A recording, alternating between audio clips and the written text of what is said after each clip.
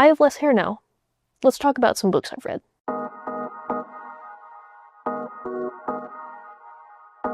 These are definitely not the sexiest books I've ever read, but they were still some great ones, so I want to tell you about them. We're going in size order again, because that's how it goes. You're used to it, you know the drill. First, we're going to start with Persuasion by Jane Austen. I don't need to tell you that Jane Austen is good. If you were to give me a list, or if you were to sit me down and say, name 5 people who you would consider a genius, Jane Austen is going to be pretty far up there for me. I recently finished Northanger Abbey a month or 2 ago, maybe. I think the thing that always stands out to me in Jane Austen is how well the characters are written. You can tell that in certain characters, like Mrs. Bennet, or in Anne's sister Mary in Persuasion, where you can tell that that is a real person that she knew, or a real archetype. And it's also, you can tell that those are people that I know in 2025. I feel like I probably don't really need to sell you on Jane Austen, but I'll go ahead and tell you what Persuasion is about. So Persuasion is about Anne Elliot, who 8 years prior to the beginning of this novel broke off her engagement with a naval captain named Frederick Wentworth. And then this novel kind of starts when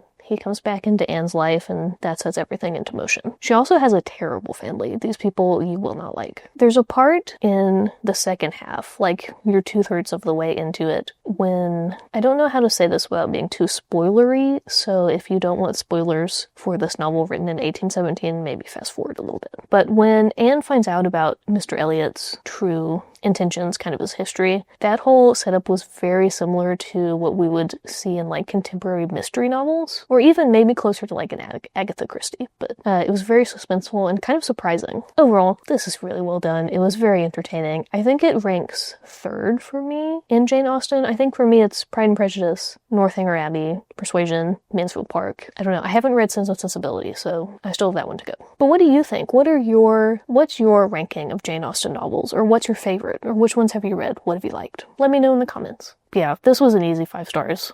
It's great. Next, we have Orthodoxy by G.K. Chesterton. This is more theology, philosophy. I feel like I read a lot of philosophy I read in college. It was good. It's kind of confusing at times. It's very complicated prose, but it's also very funny in a dry, witty way, and it's just Chesterton taking you through the way he views certain key aspects of theology and his Catholic faith. Yeah, there's not much I can really tell you about this one. I feel like this is one you just have to read for yourself. It was 5 stars for me. It was great. I thought it made me think a lot. I'll go ahead and read you maybe just like a couple sentences so you kind of get the idea of what you would be getting into. Chapter 7, he says, "We may eventually be bound not to disturb a man's mind even by argument. An unselfish egoist is a man who has pride without the excuse of passion." And then I'll leave you with, "He is ready to smash the whole universe for the sake of itself." I thought it was good. I liked it. And maybe you will too.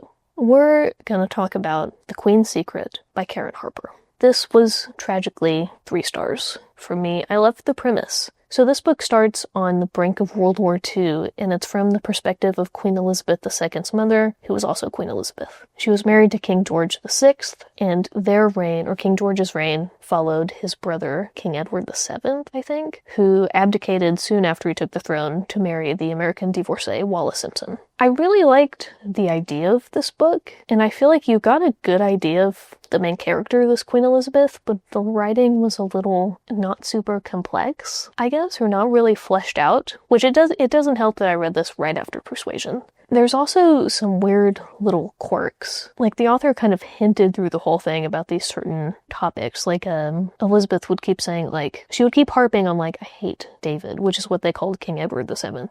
His family name was David. She's like, and I hate David and Wallis and what they did was so awful, and what David did was so awful. And then it just said that about 75 times until you got to the last few chapters and you actually found out what David did. It was starting to drive me a little crazy how much they would talk about, like, these things that happened, or like this thing that happened, but then not allude to it until the final act of the book. I overall kind of liked how Queen Elizabeth in this book is written, but there was some weird stuff going on with, like, her weight. The author just kind of kept bringing up through Elizabeth, like, I love chocolate, I love snacks, I put on another stone, another pound, and you're like, do we need to keep bringing that up every chapter? It just kind of started to feel bad.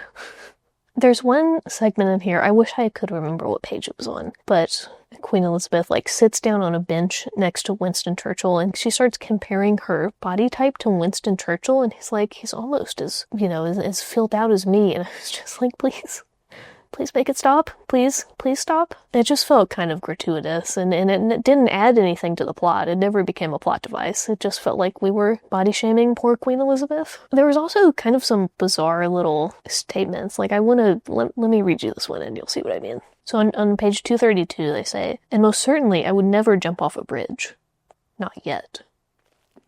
What are we implying? Where are we going? Why are you doing this to me? Also, there was some weird sex stuff going on in here. And I don't mean graphic, nothing like that, but it was just some stuff that we kept referring to, and it didn't help the plot. It was just a weird thing, like the Wade stuff that we got to read about. I wanted to like this. I did. For me, it was 3 stars, and it was an easy read. It was nice after Persuasion to have something. But kind of like I mentioned, there were some weird plot elements and weird phrasing that were a little off-putting for me personally. So, I don't know, if this is at your library, maybe you would like it. I will be reading other books from this author to give it a shot, give it a try. So, I don't know, maybe you would like this one. Our last book is Texas Tears and Texas Sunshine by Joella Powell Exley. So this is a book full of little excerpts from memoirs of women who lived in Texas in the early days. Most of them kind of immigrating from the Northeast, the Midwest, to Texas. For me, I feel like it's hard to rate these sort of first-person narratives, primary sources from people, because you're just kind of reading their experiences. I feel like it's more about what you get from reading that as opposed to the literary value, if that makes sense. I like the variety in this collection. You had a wide range of people and their viewpoints, which I thought was nice. It was, however, put together in the 80s, so there's some archaic language and things that you kind of cringe at and you go, oh. Overall, this is nice. It's something I return to sometimes just to get those perspectives again and to learn a little more. For me, this was a 4-star. I don't know where you find this. I think I found this at a thrift store years and years ago. So if you can't find this one specifically, maybe just find some first-person accounts and that, I think those are great. Okay, so those are all the books I've read so far. If you would, it would be great if you would like and subscribe, please. So this week I am listening to The History Chicks, which is a podcast I've listened to since 2018, so a long time. And it is a podcast hosted by Beckett and Susan, and they talk about basically biographies of famous women in history. I just finished Georgia O'Keeffe's episode, which is great. I learned a lot. They do great. Their research is great. I would highly recommend this podcast. And this week I am reading The Importance of Being Earnest by Oscar Wilde. I've never read Oscar Wilde, so this has been interesting. Specifically, I'm reading the play The Importance of Being Earnest. I'm going to kind of go through this collection too down the road. So far it's good. Plays are always kind of hard to get through, to really get into, but I've liked it so far. And this week I'm watching Sporked. This is a channel where people review food, and it's great. I think they also have a website where they post articles on there too, but I've been watching their YouTube channel, and look, I could watch these people eat styrofoam. I don't know what it is, but I love it. Okay, so thanks for watching, but I think before we go, we should check in with Tiny Zendaya. Tiny Zendaya's reading The Wishing Game. Drive safe, Tiny Zendaya.